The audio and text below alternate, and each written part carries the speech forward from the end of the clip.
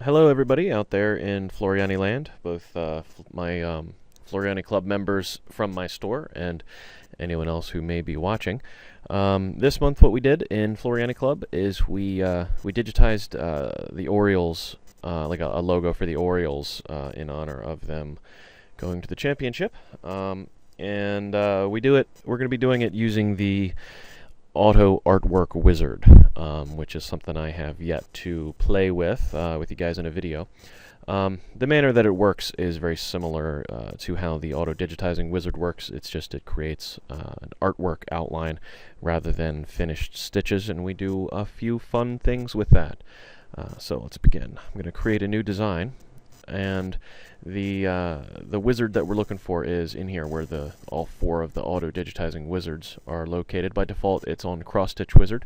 We're going to click the little arrow next to it, and it's the third one over. You hover your mouse over it, it says auto artwork wizard. We're going to left click on that, and we can go ahead and select our image from here. We're going to go to right here where it says select image, and the one that I'm going to use is this Baltimore Orioles.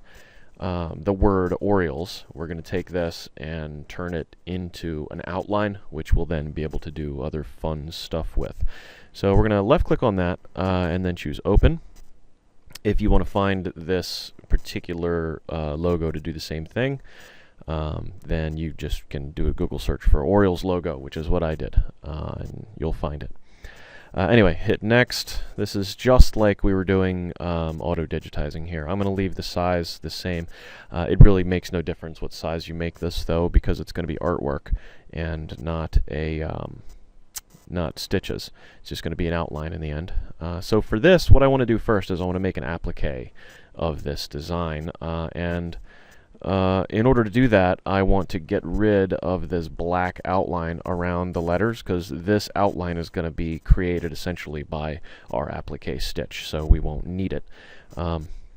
So the way we do that is we're going to hit next here, and we're going to hit edit, just like we would with auto digitizing to go and clean up our artwork. Hit edit image. It's going to open it up in Paint, and so the first thing I'm going to do is change the black coloration here. I'm going to just kind of erase it by turning it white.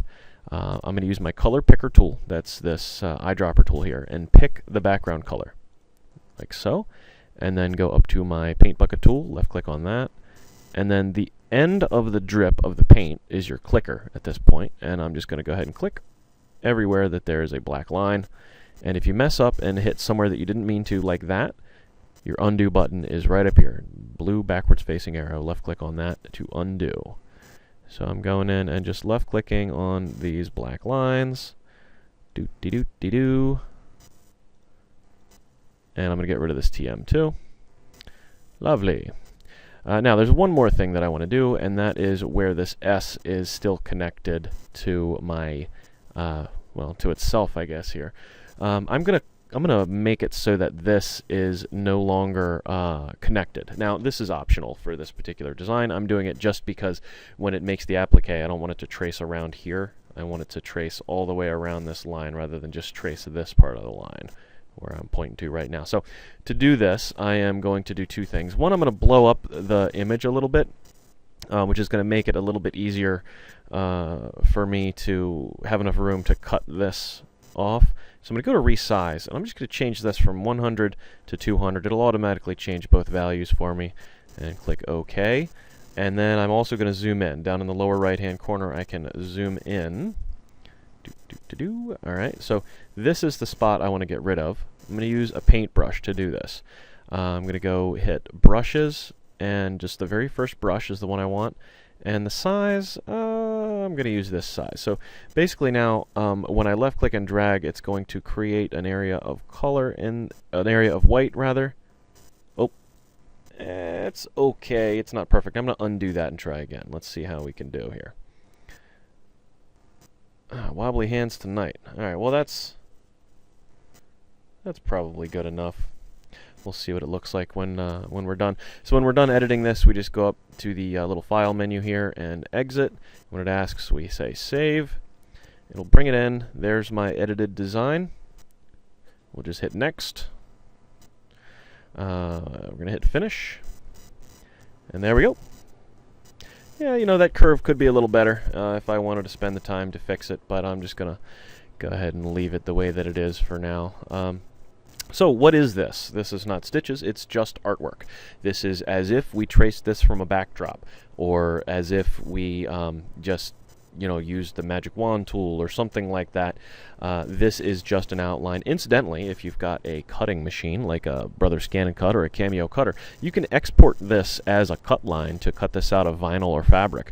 And if you do that, it's going to make it a heck of a lot easier to make this an applique because it's no fun to go in and cut these really small lines. It's just no fun at all to have to do that by hand. So if you've got a cutter, definitely helps a lot to save this as an SVG. You just go to File, and then you go to Export Artwork, name it something, SVG, and then you can import that into your Cameo cutter. Or Brother Scan and Cut, or whatever plotter device you happen to have. So anyway, we've got this, and so what can we do with it? Well, we can do a lot of things with it, actually. We could take it and turn it into a fill stitch. If I go down here and choose Standard Fill, if I do this, it's going to fill this in with stitches. It's going to be a relatively dense design, flat looking kind of design. It's going to be a lot of stitches. This is, let's see, 28,000 stitches. That's actually not too bad for a design that's, how big is it? Let's look up here. It's 10 inches wide by about 6 inches tall. So, but I guess because there's so much negative space in it, it's really not that many stitches. So we could take this and sew it out on the back of a jacket, sure. What if we wanted to have an outline around this? Well, we can do that too. Essentially what we would do is, let's undo, turn it back into a solid outline like this, and just take this and copy and paste it onto itself. So I've got two. Okay, so I've got this one and this one. Then, let's see, I think I'd probably break apart the design. Go to this one, this second Orioles word, and this is the dot in the eye, by the way. We right-click that and choose Break Apart, and then everything other than the first two objects, I'm gonna go ahead and click on the first one after, so the third object, and hit my Shift key, and go down to the last thing. So I hit my Shift key, or held my Shift key down and then left-clicked on the very end, and we're going to turn all of this stuff here, we're going to turn all of it into a satin stitch. And then change the color. Pretty sweet, huh? The reason we had to break that apart is because otherwise it would be trying to make a satin stitch with all these as one continuous line, which it can't do because they're actually individual segments. Each one of these little satin stitches is an individual segment, right? So, yeah. And so we had to break it apart, but now this looks very much like my my original artwork. Let's put it in 3D and take a look. Yeah, pretty sweet. Oh, I forgot to turn this part into stitches. Duh. Yeah, let's do that. There we go. And this little part too. Turn it with the standard fill. So I mean, this is not a great design because, you know, having a big fill embroidery like this, it's pretty tough to stabilize it properly. If you do it on the back of, say, a windbreaker, it's going to be awfully puckered because it's so many stitches. But it's something that you could do, and you can do it very easily without having to have a great deal of skill in terms of digitizing. So that's fun. So the next thing we could do with this is we could turn it into an applique, and to do that we only need one set of outlines. So we're going to undo. I'm going to undo all the way back to where I've just got my original artwork that we had, and I'm just going to do an all items here. Go down to my applique button down here. It's this curved little spiky part of a caterpillar looking icon, I guess. I don't know. I'm going to left click on that, and boom, it's an applique. Now this one you can't break apart and do as an applique because the order it wouldn't be right. But this, if you had that SVG outline, you got some kind of cutter device, and you had your logo, your fabric already cut into this, this would be very, very easy to do. If you don't, then what you basically have to do is let it sew out your first run of outline like this. Put your fabric down. You'll go and tack it down like this. It'll stop. And then you're going to have to trim out all these areas, which can be pretty tricky to do. You know, use a craft knife or something like that to cut them out. And then the last thing is going to be just have it tack it down with the satin stitch. Pretty sweet. Now, at the default size that this particular logo is done, the applique width is fine. But if we were to take this and make it smaller, go ahead and click all items here and scale it down a bit. If you were to make this a little smaller, the applique width is a little too much for this. If we look at our properties menu, though, we can change our width from 4 to whatever we want. So say 3. Take a look how it looks. It's better. The other thing to keep in mind is a satin stitch. Applique stitch is a satin stitch in this case. A satin stitch always is narrower when you sew it out than it looks on the screen. It's just the nature of the way that the stitches pull together. So if it looks a little too puffy, then generally that's okay. But it's a good idea to test out the waters, so to speak, before you try to applique something onto something you care about. The other thing is the narrower you make your satin stitch, the better your cutting has to be. So if you've got a cutter, then it can be really narrow. But if you're cutting it manually, you might not want to make it too small, make it too hard on yourself. So what else can we do with this? Well, we could digitize it manually. That's always fun. I just hit undo until I got back to this point here. So if I want to digitize this manually and have it be maybe I want it to be small, like a small satin stitch. We can do that too with it. Let's see. I'm going to go ahead and set the size of this to be pretty small. Go over here to transform. Make sure I have all items selected, which I do. Go over here to transform in my properties menu. Currently the height is 5.95. Let's go ahead and change that to we'll say 1.8 and hit apply. Okay, so now this is much smaller. And basically what I'm going to do is there's two different ways to do it. First thing we could do is just select the whole bit of artwork here and use this auto satin tool that we have. And that way the software is going to automatically decide where to put the stitches. Go ahead and click that. Though this is not manually digitizing at all. And we look at this and it doesn't really do all that great of a job of it, especially when we look at it in 3D. This is kind of broken up and looks a little nasty. Let's go ahead and undo that. And we'll resize it slightly. Let's see what we get this time. Hit the auto satin again. It's actually quite a bit better. So if you're using your auto satin tool, a lot of times just simply resizing your design can make a difference in how it looks in the finished product. Now one thing that I notice is when I do this, this part gets messed up. And when you see this problem here where you've got this branching area and the software has made kind of a bad decision about how to cut it, we can fix that by when it's still artwork. If we go up, we need to have just the object that we need to work on selected, which in this case is going to be this first item in our sequence view. And by the way, if you see this instead of this, hit this plus sign right here next to the word, and then you can go ahead and click on the first item in the order. So anyway, we select that. We're going to go up to the slice tool, which is under our shape tool right here. We hit this. Underneath here's an arrow, and we just pick slice.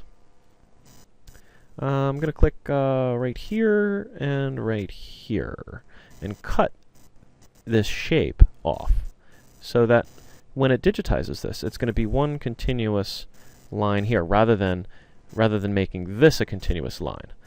Okay, so let's see the difference here.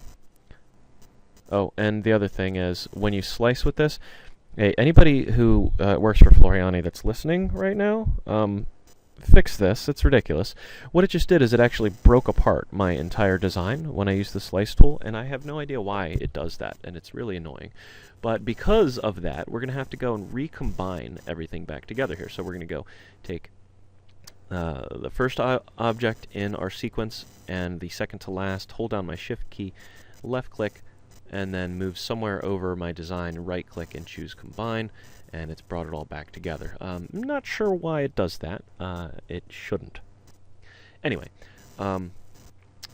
yeah, so we've got this recombined, and we're going to go ahead and hit the Auto Satin tool again. Okay, now here it's given me a warning that somewhere in this design there's a satin segment that's too wide. So we'll just go ahead and hit OK and see if we can't fix that by hit all items so I get the dot back in there. We're going to resize this down a little bit and see if we still get that warning. See, I still got the warning. Size it down a bit again. This time I get no warning. That means that this will actually sew out. Okay, so we fixed this area here, but the rest of it still is not exactly perfect.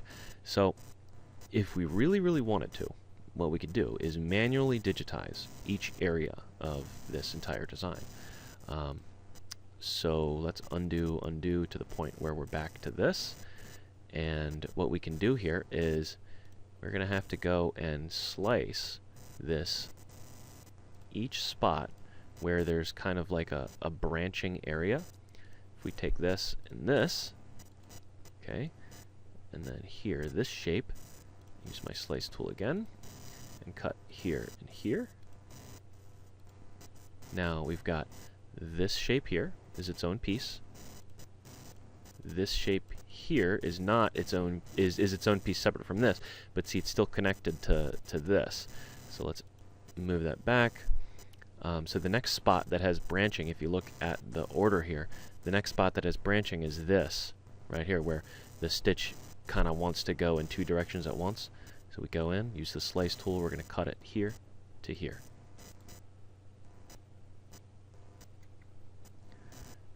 So now we've got this area, and I'm going to move it just so you can see. This area is its own piece, and now the rest of the design is separate from those pieces. Okay, I'm just moving them so that you can see what I'm doing here. You don't need to go in and move them around like that. And to get them back, I'm just hitting the undo button. So where's the next piece of branching? Can you tell? It's right here, where the I meets the O. So this needs to be sliced right here. So we're going to go in, use our tool. We're going to slice here and here.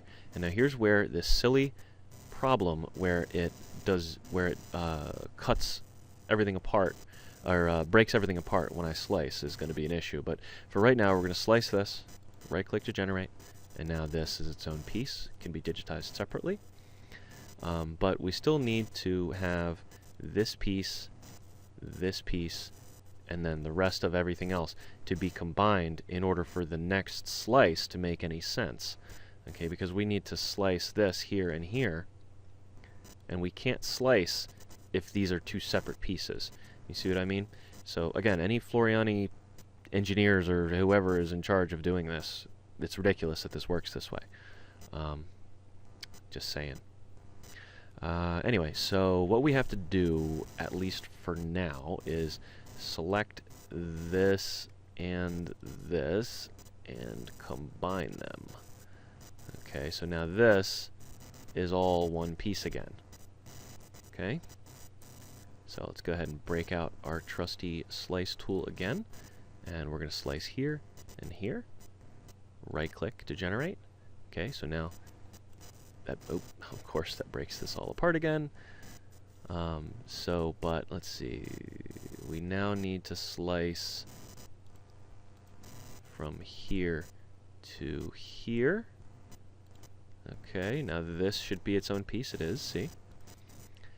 And once again, we're going to have to combine all of this stuff again so that we can do our next slice. So we held down Control, selected that, and then selected this. Right-click, combine again. Now we go, and we're going to break it apart again by slicing here. Okay, so now this has now been sliced. Undo to put it back. I'm doing that just kind of to demonstrate what we're doing. And can you tell where the next slice needs to be? Here. Right here at the end of the O, we're going to slice this. Although, well, what we could do is slice from here to here, and from here to here, and let this be one continuous loop to here. It's kind of a artistic choice. We're going to have to slice one place or another. Let's go ahead and do that. I think that'll look nicer. Now, we're still going to have to go in and combine this with the rest of the outline in order for that to be possible. So I held down my control key, selected that, selected the rest of the outline, right-click and combined. Okay, so now these pieces are combined. I can use my slice tool. I'm going to go from here to here, right-click. Let's see, do I have to do it again? I don't. Good. And then use my slice tool again and go from here to here and right-click. And if I'm right, this is its own piece, yes, and this can be one continuous stitch direction going like that. Okay, and if you don't see what I'm talking about there, when we start digitizing it as satin stitches, you'll see what I mean. But in the meantime, the next spot we have to slice right here. Again, we could do it the same way we just did that last one, but in this case, I'm not going to do that. I'm just going to be lazy. Do it here to here. Okay, this is now its own separate piece. Okay, next, what we need to do is combine this hole with the rest of the design. Right-click, combine, and we're going to slice here and here. And that E is going to be one sweeping shape just like this. Around. Our next slice is going to be here. Again, we need to select our hole, right-click, or not right-click, hold down Control, I'm sorry, and then left-click on the other line, right-click, combine, back up to our shape tool, get our slice, slice this, select the remaining portion of the design, gotta get my hole back. This is really obnoxious that this does this, by the way, in case you can't tell that it's annoying me. Okay, and then we slice here and here, and then we'll be able to put continuous stitch directions going all the way down here. Okay, so how do we manually digitize this now that we have all of our sections sliced apart? Well, we're going to select the first section that we're going to do, which is right here, and we're going to go down, and instead of choosing the auto satin, we are going to choose the regular satin, the very first tool in this little line. I'm going to left click on that, and I'm going to left click from one side of my outline to the other, and you click and hold and drag to the other side, just as I'm doing here, and that's going to be changing the direction the stitch is going to go the whole way. I'm going to hit my select tool to generate this, and you see, that's what we get. A nice, perfect satin stitch. You do the next one, use the satin stitch tool, go from one side to the other once again, and continue going all the way around, just like you see me doing here. And, ooh, did I do this all as one piece? Good lord.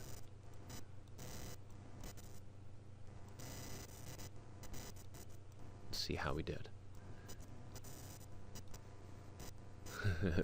That's pretty funky. I probably ought to have split this piece. But if you create an area that looks kind of funky, you can go back in and readjust your stitch directions by just selecting the shape tool. So let's see, this is going this way. Well, that ought to have worked. I've got a slice here. So why is my stitch direction being so funky? Well, that makes me mad, because that ought to have worked. This stitch direction ought to be going this way, right here. And it's not.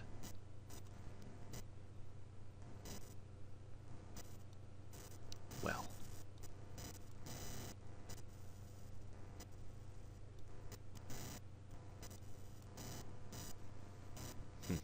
Let's see if the auto satin tool can do any better than I did. Go ahead and click the auto satin tool and see what we get. Not really. It kind of messed it up down here. So it looks to me like our only recourse here is going to be to slice this again.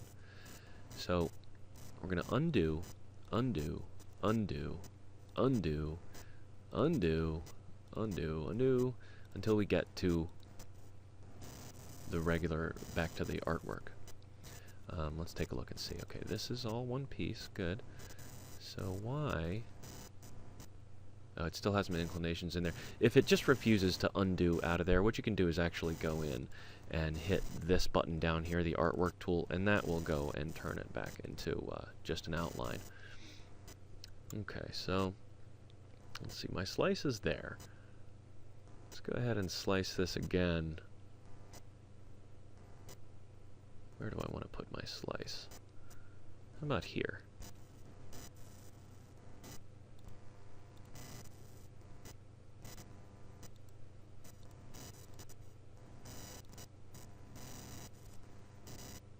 Put in my stitch directions.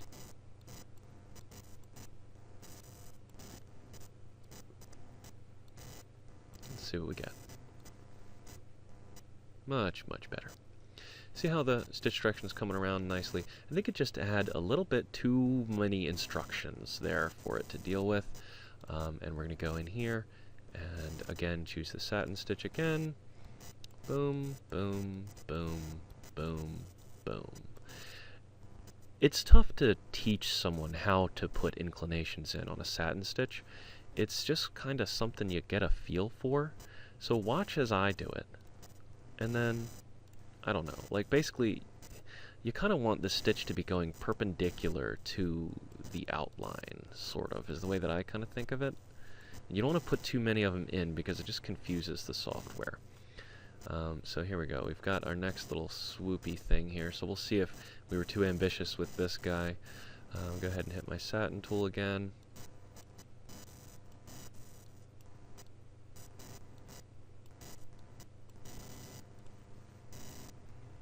Alright, so I'm just going to add a ton of inclinations to this and see how well it does.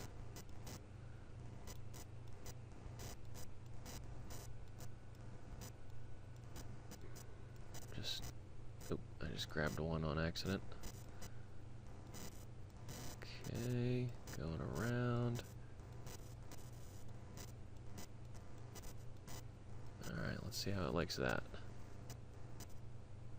I'll take it. It's a little wonky in here, but if we really wanted to, we could go in and add another one or two by going up to this shape tool, hit the add inclinations button, and try and force this going back in. But if you get too many inclinations in, it just won't work.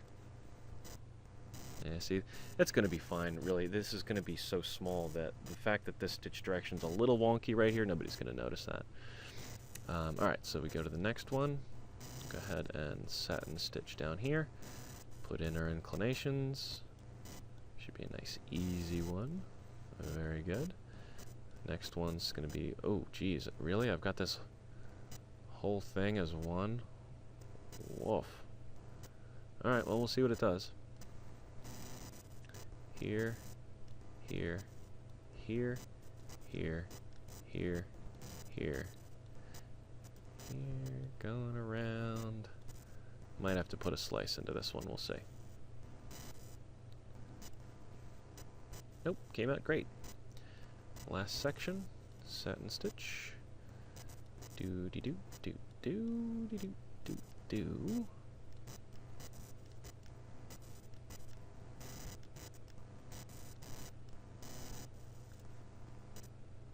And here it's telling me that I've created a satin stitch area that's just too wide. And what that's going to be is this part of the tail right here. If you're not sure, it's going to be this stitch essentially right here. And what you can do to fix that is I can actually go in and change the shape, the original shape of the design. Use my reform tool, and then on the fly I would hit edit path. Oh, come on, let me edit the path. Darn thing. There we go. And I'm going to change this. I'm just going to move this up a little bit.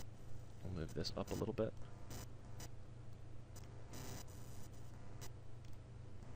And hit the select tool. See it? There. See, it didn't give me the warning that time. So there we go. That's it. Oh, I need to do the dot here as well. Go ahead and make that a satin. We'll just do whoop, just like that. Okay. Turn off 3D. Yeah, we could probably get this part of the L working a little bit better if I try a little harder on that, but I'm not going to sit here for 3 hours getting that perfectly right. But you could sit there and add inclinations, or we could have sliced it off here and made it a lot easier on ourselves. But anyway, you get the idea. That's how the satin stitch works. so we could now take this and sew it out, and it's going to look like something that was done with the automatic text tool, because it's all going to be a satin stitch. We could even go and use like something like puffy foam on this and have it puff out. But we created this using the auto artwork wizard rather than having to trace the design ourselves manually from a backdrop, which that's kind of what I wanted to get at. That's something pretty cool. Incidentally, another cool thing we could have done with this is we could have taken that original outline that we had and combined it with another shape and done towel embossing with it. So that's another option that you would have. Well, what else? Oh, one other thing I want to show you. Remember how it was telling me that my area was too wide for a satin stitch? There's a way to tell if a given area is going to be too wide. It's this ruler tool. If you click on this ruler and then left click and drag from one point to another, it'll tell you whether it recommends right here, use satin, use fill. So like it still says I ought to be using a fill for this, even though it'll let me do it. So that can be really helpful in determining whether you want something to be a fill or a satin. And incidentally, you can actually use this satin tool to create fills with changing stitch directions. So if you want to have a more dimensional looking fill, you can go up here. I just selected the whole design. See under here, the fill type, standard, pattern, satin. If I change that pattern to smooth and hit apply, this is a fill stitch that changes the stitch direction. What's the nice thing about that? I can make it any size. So I can take this, blow it up real big, and it's going to sew out. So that is another cool thing you can do with it. And then we'd be able to have those outlines that we had before, you know, take the whole thing, copy and paste it.